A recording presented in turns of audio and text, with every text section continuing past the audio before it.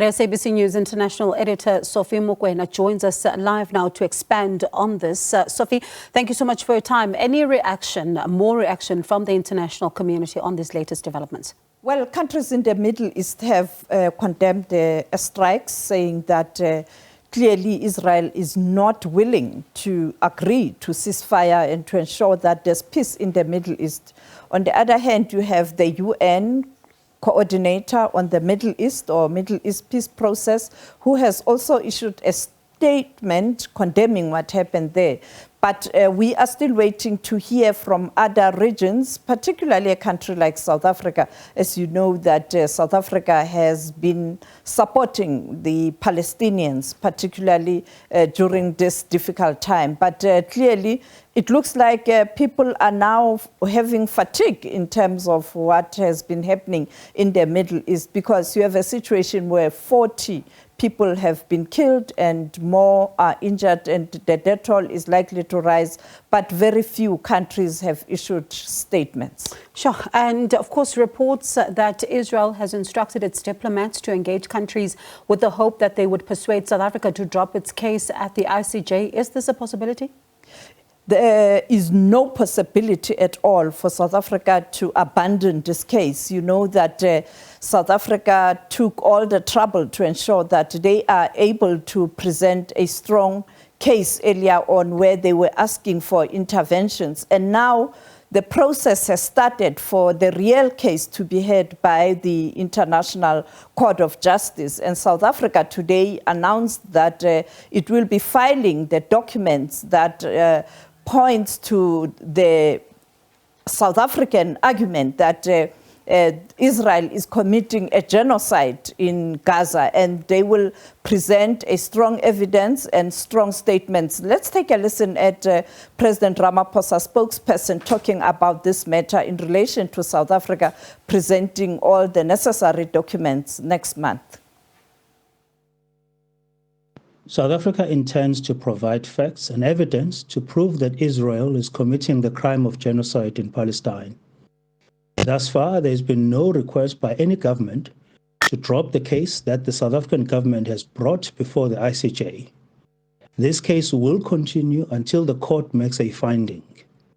While the case is in progress, we hope that Israel will abide by the court's provisional orders issued to date.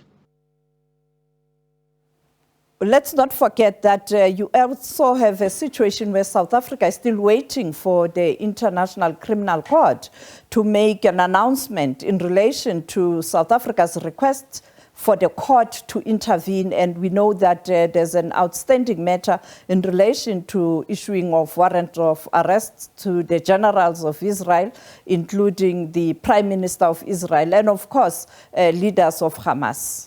And of course, I mean, with just a couple of days, as we've seen, the UN General Assembly is expected to take place before this month actually wraps up. So is this issue of Palestine likely to dominate proceedings at all? Well, I think it will. You know that leaders of the world, when they converge at the United Nations, they look at different issues, much as you have a particular focus of the summit or the gathering or the assembly. But you have people raising all issues that have been in the agenda or particularly dominating the headlines. And the issue of the Middle East and the war in Ukraine are still matters to be tackled. You had the UN chief, Antonio Guterres, when he was at the FOCAC summit in China, Beijing, talking about the world converging at a time where there are real challenges, particularly in relation to peace and security. When you look at the Middle East, you look at Ukraine, you look at the DRC, you look at Sudan, and I don't think leaders will not look at these issues. And I think certainly countries such as South Africa will be very vocal at the UN in the coming days, and Sharon Bryce-Pease will be there. We are guaranteed that we'll get all the information in the coming days. And before I let you go, I mean, the events overnight are certainly going to, further escalate chaos that we saw on the ground, resulting in more people being displaced as well.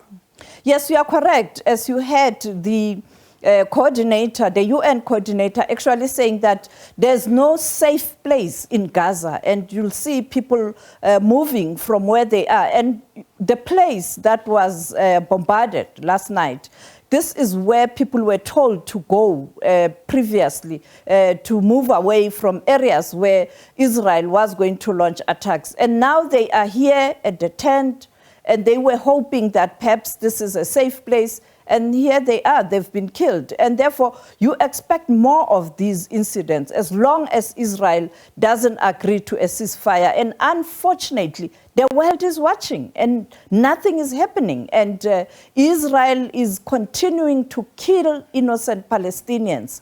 We speak today about 40,000 people who have been killed in Palestine, and majority being children. So it is one of the indictment, particularly to the world leaders and those who claim to be the shopkeepers of the world and the powerful nations in the north.